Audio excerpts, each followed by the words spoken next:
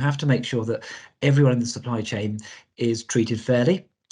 Justice is a core part of it, and everyone is getting a fair share of the income that is generated.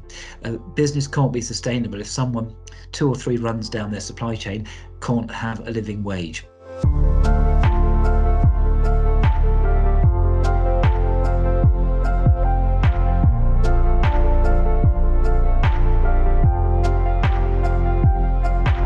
Agricultural biodiversity, to me, is one of the most exciting areas that you can work on. It is so important for delivering healthy, sustainable diets and healthy, sustainable food systems. And it's around the variety of plants and animals that can be cultivated or reared to deliver the food that we eat. And often in local situations, you should be growing the foods that are right for your climate.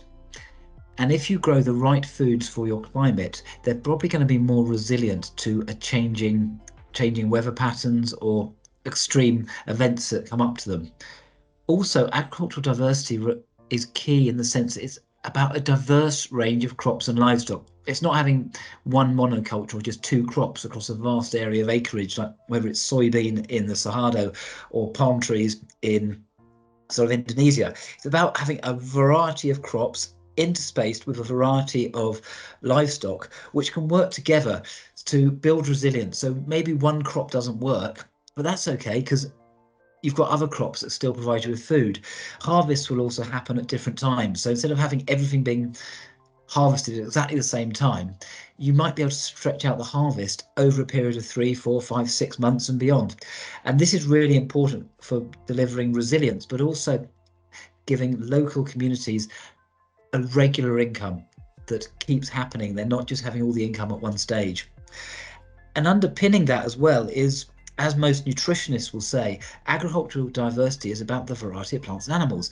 If you want to have a healthy, sustainable diet, it needs to be built on a wide variety of plants and animals and whole foods. And the 2 go together really well. As they say, you should be eating from the rainbow in a colourful plate. And that's what you get with agricultural diversity. They've got to sort of look at how the business is run.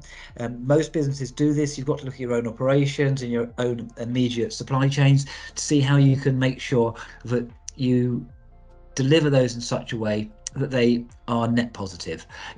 We've got to go beyond net zero. They have to now be net positive, and you have to be actively reducing the amount of carbon in the atmosphere. These businesses also need to be run in such a way that they are delivering for their supply chains, and that's not just environmentally delivering for their supply chains, but you have to make sure that everyone in the supply chain is treated fairly. Justice is a core part of it, and everyone is getting a fair share of the income that is generated.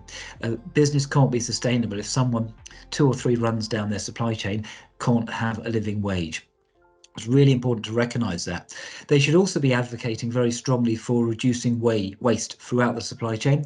That's not just in their own operations, but also through their suppliers, and then also working with others to help people and citizens reduce their own food waste, because food waste is a low-hanging fruit, and some people describe it as a crime. It's a waste of natural resources, and it's something that can be avoided if we're careful, but it will mean businesses need to look at how they are at their marketing, at what they're selling, how much they're selling, and how they're selling it. We need to make sure that we eliminate food waste from the value chain.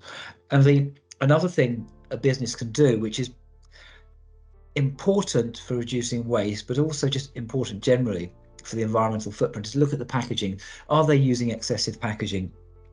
It's an area that we are still working on and people are recognising, but there are still examples of excessive packaging where it's not needed, and that has to be tackled as quickly as possible, and it has to be tackled in a responsible way that doesn't encourage food waste.